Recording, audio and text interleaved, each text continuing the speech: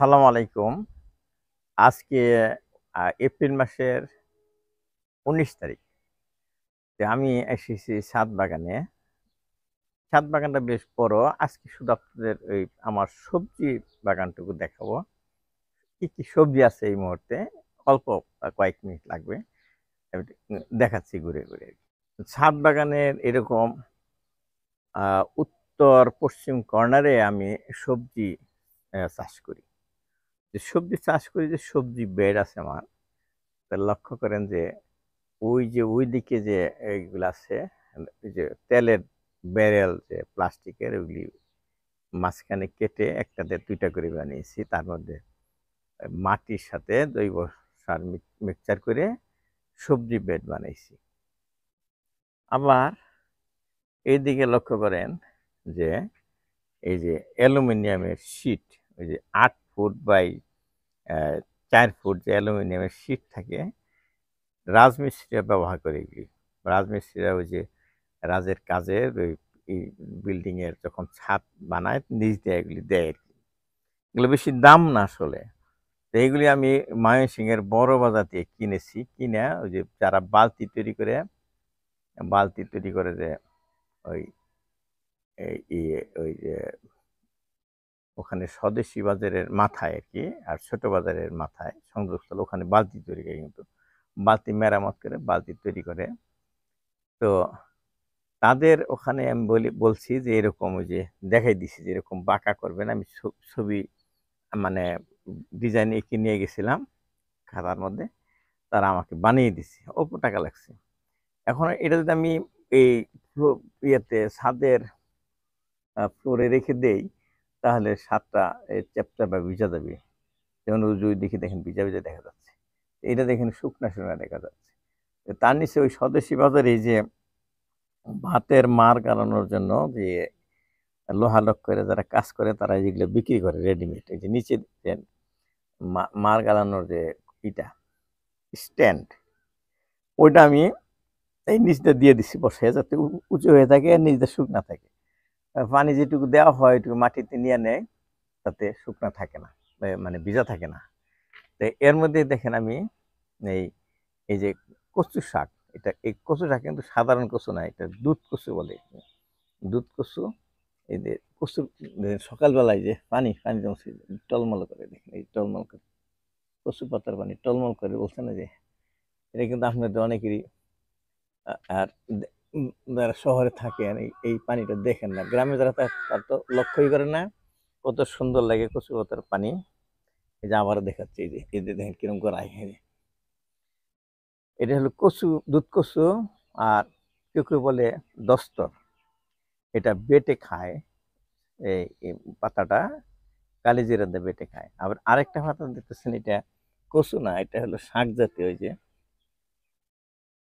হলো খারকনের পাতা বা খারকলের পাতা। এখন খাওয়ার উপযুক্ত হয়েছে, যে হলুদ হয়ে যাচ্ছে। এটাও কালিজিরা দিয়ে বেটে খায়।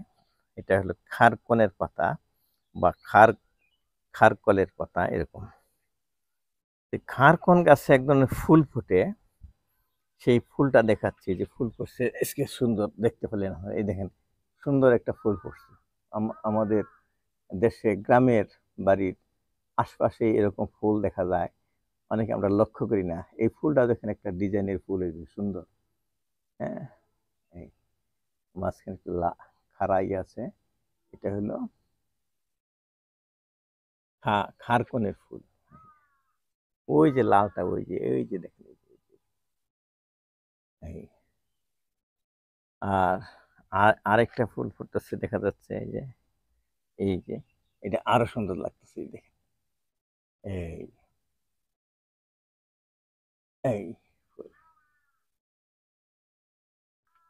আর এইগুলো পাট শাক। এই যে, এই পাট শাক আবার যখন খাওয়া শেষ হবে আবার বুনবো, এই যে পাট বুনে দিছি খাওয়ার জন্য। কিন্তু পাটের বীজ ফেলে দিছি। এটা এই যে দু একদিন পরে খাওয়া যাবে, খাওয়ার উপযুক্ত হবে। আর এখানে দেখেন এই যে ঢেঁড়স গাছ, বাহ কত সুন্দর গ্রোথ হচ্ছে ঢেঁড়সের। আমি বলে নিচ্ছি যে এর মধ্যে এইটা যেন ভারী না হয়, এই জন্য আমি কিন্তু মাটি দিইনি। এটা দিছি আমি কোকোপিট, মানে ওই যে নারিকেলের ছোবড়া যে তুষ বাইর হয় সেটা, এটা পাতলা জিনিস। তার সাথে ওই যে জৈব কম্পোস্ট, বিভিন্ন রকম কম্পোস্ট পাওয়া যায়, পচা গোবর বা কিনতে আপনার ফ্যাক্টরিতে তৈরি জৈব কম্পোস্ট, সেগুলো মিক্সার করে দিলে এরা খাবার ভালো খাবার হয়। আপনি যে কোনো দিতে পারেন, অনলাইনে সবই পাওয়া যায়, বস্তায় বস্তায় কিনবেন। এই যে এই ঢেঁড়স গাছ এখন এটার বয়স 1 মাস হয়েছে, এর মধ্যে ঢেঁড়স ফুল ধরা শুরু করছে। দেখেন এই প্রতি গিটে গিটে একটা করে ঢেঁড়স উঠবে প্রতিদিন, এরকম 3 মাস পর্যন্ত উঠতে থাকবে। যখন 3 মাস পরে আর উঠবে না, তখন এটা আমার চেয়ে 6-7 ফুট লম্বা হবে এই সমস্ত ঢেঁড়স গাছ। তখন আবার আরেক বেচে ঢেঁড়স চারা ফেলবো, বীজ ফেলবো, এগুলো উঠাই দিয়ে আবার সেটা লাগাবো। কিন্তু বছরে 3 বার আমি ঢেঁড়স আবাদ করি এখানে। এই হলো ঢেঁড়স সবজি। আর এই যে পুঁই শাক লাগাইছি, এখান দিয়ে পুঁই শাক হবে ইনশাল্লাহ। আর বেগুন তো দেখতেই পাচ্ছেন, রমজান মাসে সারা মাসে বেগুনি খেয়েছি আমরা, এই সমস্ত বেগুনি তুলে তুলে খেয়েছি, একদম ন্যাচারাল বেগুন, এর মধ্যে কোনো ভেজাল নাই। আর এই যে শাক, ডাঁটা শাকগুলো দেখতেছেন, এই যে এই ডাঁটা বড় হইতেছে, ওই যে নিজে দেখেন, এখান থেকে ডাঁটা তুলে তুলে খাবো মাছ দিয়ে, ছোট ছোট মাছ দিয়ে। এখানে ডাঁটা আছে, ওই যে কুমড়া গাছ থেকে আমরা কুমড়া পাকেই একটা খেয়েছি, পাকা কুমড়া, কই মাছ দিয়ে রান্না করে খেয়েছি।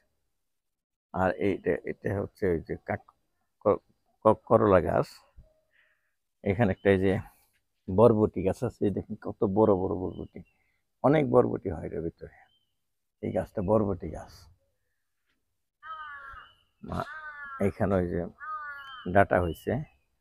আবার কোনো কোনো সময় এই ডাটা পরিপক্ক করি, ডাটা একদম শাল ডাঙ্গা করে, তখন বলে শাল ডাঙ্গা। তো ওইটা শক্ত থেকে ভিতরে নরম থাকে, ওইটাও রান্না করতে ভালো লাগে, সরিষা দিয়ে রান্না করে। এই যে দেখেন এটা খাওয়ার মতো হয়েছে এই বেগুন। এদিকে আছে মিষ্টি কুমড়া গাছ, ওই যে ব্যাগের ভিতরে মিষ্টি কুমড়া ঢুকে রাখা হয়েছে। এখানে শশা ধরে, বড় বড় শশা, বড় বড় শশা ধরে 2 দিন পর পরই খাই। ওই যে দেখেন ধরতেছে, ওই ওই যে শশা,